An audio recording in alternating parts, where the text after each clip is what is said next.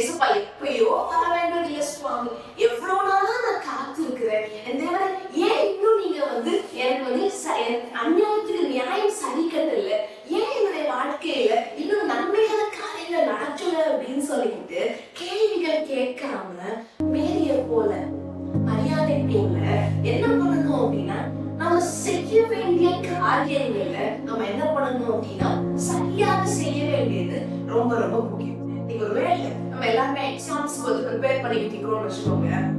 பல வருஷங்களாக 12th எக்ஸாம்ஸ்க்காக prepare பண்ணிக்கிட்டு இருக்கிறோம். ஒரு வருஷமா அந்த எக்ஸாம்க்காக ப்ரிப்பேர் பண்றோம். அந்த வருஷத்துடைய ஆரம்பத்துல இருந்து ஜெபிக்கிறோம், ஏசப்பா எனக்கு பாஸ் பண்ண எனக்கு உதவி செய்யுங்க, பாஸ் பண்ண உதவி செய்யுங்க, நீங்க எப்படியாவது எனக்கு பாஸ் பண்ணி வச்சிருங்க அப்படின்னு சொல்லிட்டு ஜெபிக்கிறோம். ஜெபிச்சுக்கிட்டு சும்மா இருந்தோம் அப்படின்னா பாஸ் பண்ண முடியும்னு நினைக்கிறீங்களா? கிடையாது.